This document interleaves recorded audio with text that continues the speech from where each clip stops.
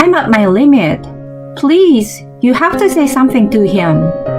I had reached the end of my patience. What the hell out of the blue? It's not out of the blue. I've asked you many times before, haven't I? You should have told him too. I had appealed to my husband to ask my brother-in-law to leave the house. You are asking to kick my brother out of the house even though he has nowhere to go? How can you say such a thing when you are his sister-in-law? That's right. You are really a scumbag. The one who came to me was my husband's mother. Both of them were talking to me as if it was my fault. This is a story of my own experience with a family member who was a total jerk. My name is Lisa. I married my current husband Mike when I was 28 years old.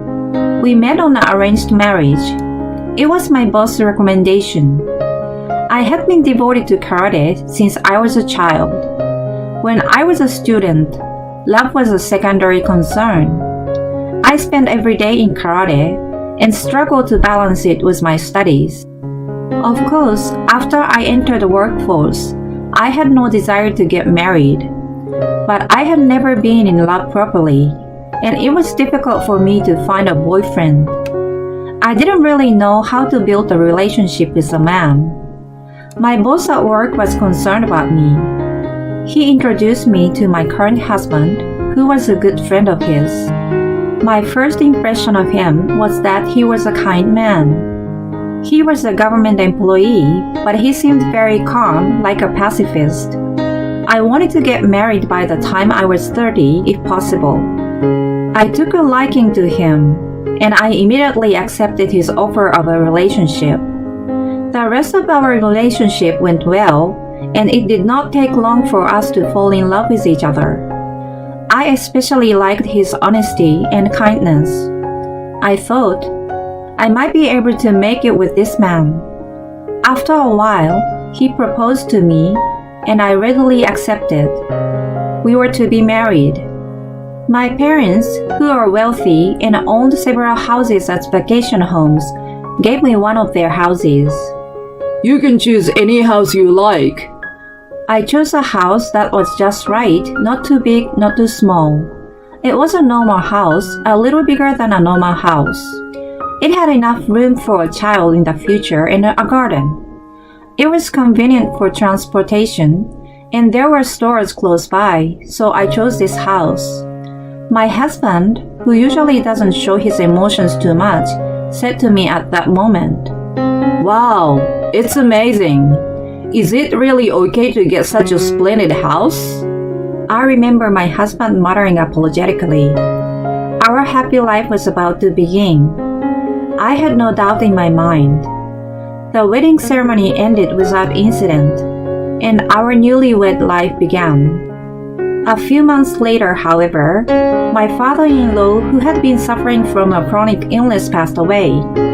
My husband has one younger brother, but I never had a chance to see him because he was living and working in a factory in the suburbs. I myself met him for the first time at the wedding, and the next time was only at my father-in-law's funeral. With the death of my father-in-law, my mother-in-law was left alone at my in-laws' house. My husband began to contact my mother-in-law frequently. Then, around the same time, my mother-in-law began to visit our home frequently. It is true that my husband was the older brother, and perhaps he felt responsible for her as the eldest son. It is not hard to understand why he was worried about his mother, who was left alone. However, I was busy with work at the time, and my home was the only place where I felt at ease.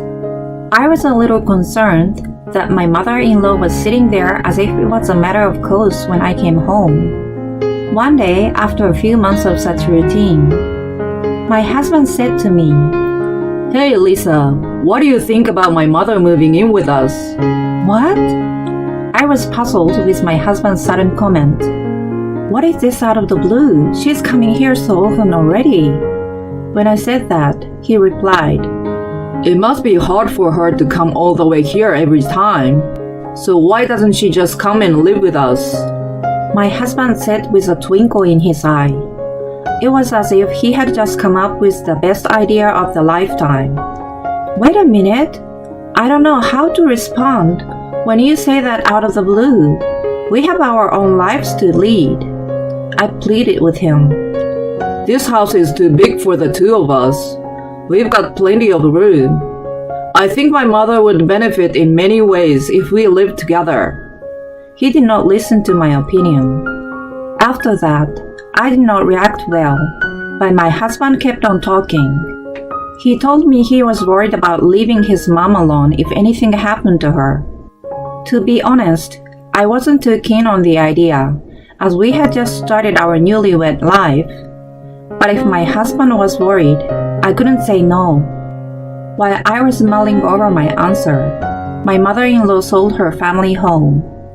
I was half forced into a situation where I had to accept my mother-in-law. At first, I blamed my husband, who had taken the liberty of talking to her. We don't have a family home anymore. She has no place to live, and I don't have a choice. I lost all interest in talking back to him. After that, my life was mentally difficult. I was not harassed by what is commonly referred to as wife baiting, but I did receive a lot of criticism from my mother-in-law. You are the wife, you know. I hated it. You are married to my son. You are his wife, and you should serve your husband's family. She seems to have such an old-fashioned way of thinking. If I put my work first for a moment, she would say to me, "You are a wife. Please be more aware of that." She said this repeatedly. Because of this, after my mother-in-law came to town, I couldn't stand to be at home. Days at work became more and more frequent, as I had to work overtime. I was able to deal with the sarcastic comments from my mother-in-law in my own way every day. I was still able to live an ordinary life. That is until something like this happened. A few years later, my brother-in-law told me that he is quitting his job at the end of the year and coming back to his parents' house. My brother-in-law, who had been working as a living worker in the suburb for a long time and had never contacted us, suddenly reported this to me, my husband, and my mother-in-law. My husband and mother-in-law and I were all surprised at the suddenness of the situation. And there was something more we had to think about. The place he was coming back to had already been sold and was gone. There was no place for him to live as he pleased. My brother-in-law, who was ready to come back to his parents' house, blamed my husband and mother-in-law for selling the house without permission. I didn't hear anything about you selling our house. Why did you decide this on your own? My brother-in-law is what is commonly referred to as a mischievous person. He was not only flamboyant in appearance, but also rough in tone. To be honest, I didn't like that kind of person. I wanted to stay away from them as much as possible. I'm sorry, but I was worried about Mom living in that house by herself. I thought you were going to live elsewhere and work for a long time. My husband tried to calm him down, but my brother-in-law replied, "Oh, I don't know. You can't just decide. Take responsibility, you shitty brother." He yelled this to my husband. My husband was supposed to be the older brother, but he just freaked out at that comment from my brother-in-law. In the end, he couldn't say anything back. He just turned pale and looked down. In the first place, my father-in-law before his death had said, "If something were to happen to me, I would leave everything to my wife." These were his words. My brother-in-law left his parents' house without permission, worked in the suburb, and did not send money home. Does he have the right to blame his mother and his brother? I was thinking that, but in the end, we couldn't come to an agreement. My brother-in-law ended up living in our house on the condition that he would move out once he found another job. As expected, I didn't like it. I didn't want your brother to live with us too. Our living expenses are also increasing ever since your mother started living with us. I tried to complain. I will make him leave once he finds a job. Just bear with it for now. He responded to me. I couldn't just refuse and kick him out once he said that. I had no choice but to have even my brother-in-law move in with us. At this point, my mentality had been beaten to a pulp. But the really hard part came after this. First, about the condition that my brother-in-law had to live here until he found a job. After 3 months, my brother-in-law was still not looking for a job. He didn't look at job openings. He didn't go to job interviews. He just spent his days lounging around in the living room. He would stay in his room and play music loudly. He spent hours alone watching TV in the living room. My stress was building up more and more. To top it all off, I had just come home from work. Is dinner ready yet? Do the laundry quickly, will you? I was treated like a housekeeper. I could not stand it any longer and complained to my husband. Hey, about your brother. Can't you do something about the way he treats me like I'm his housekeeper? Housekeeper? He thinks of you as his sister and adores you. My husband laughed. He adores me? What do you mean? He orders me around. I'm treated like a housekeeper. I'm not a servant in this house. When I got so emotional, he said, That's fine. Lisa is my wife. My anger reached its peak. I'm your wife, not your brother's. Oh, you're making too much noise. Enough of that. You're not his wife, but you're still his sister-in-law. Don't cause any trouble and just make it work, got it? That's what he finally said to me. Frankly, I was disappointed in this statement of my husband. In this house, if I only put up with it, everything would be alright. That's what my husband seemed to think. There was nothing more I could say to my husband. After that, I stopped complaining to my husband about my brother-in-law and mother-in-law. Instead, I called my parents and complained many times. Both my father and mother told me to come home whenever I needed anything. With those words, I managed to endure life at home. But then, my brother-in-law did something terrible. When I returned home after work, I found a fire truck parked in front of my house.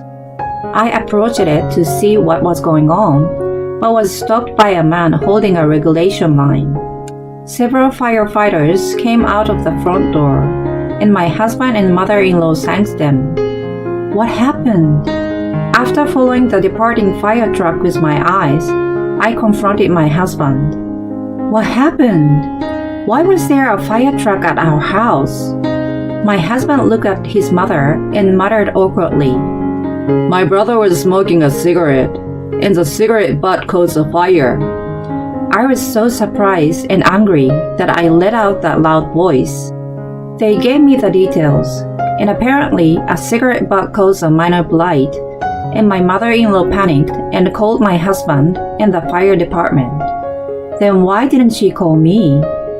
I knew because my return home happened to coincide with a firefighter leaving. But if I had come home without knowing anything, would they have kept quiet? I asked them that, but they both remained silent. Irritated by the two of them, I hurried to my brother-in-law's room and opened the door without knocking. You can at least knock. I looked around the room, ignoring my brother-in-law, who was getting angry with me. I saw a large burn mark on the carpet just under the bed. Ever since his arrival, the whole house smelled of cigarettes, and even that was stressing me out. And to top it off, my favorite carpet was burned to a crisp. I had reached the end of my patience. I complained to my husband in front of my mother-in-law and brother-in-law. I've reached my limit. You need to say something too. My husband was horrified. What's the matter with you all of a sudden? Is all he said. It's not all of a sudden. I've asked you many times before, haven't I? You should have made it clear to him too. I appealed to my husband to ask my brother-in-law to leave the house. Then my husband sighed deeply and said in a tiresome tone, You are asking me to kick my brother out of the house when he has no place to go. How can you say such a thing when you are his sister-in-law? Yeah, you are his sister-in-law, so how can you say such a thing to him? You are terrible. The one who came at me was my husband's mother. Both of them were talking as if it was my fault. Why should I be blamed? After all, this is my precious house that I inherited from my father. Aside from my husband, my mother-in-law and brother-in-law, who came to live in the house afterwards without permission, are in a position to complain? For once, I couldn't back down. Get out of my house. That's what I told them. You are kicking my brother out of the house? If you can't stand him, then you get out. With that, my husband left the room. My brother-in-law was watching the situation with a grin on his face. I felt somewhat empty and went back to my room. The next day, when I came home from work, the key to the front door would not work. No matter how many times I tried, the keyhole didn't fit. And when I rang the intercom, there was no response. Then, a notification on my phone, alerting me to a text from my husband.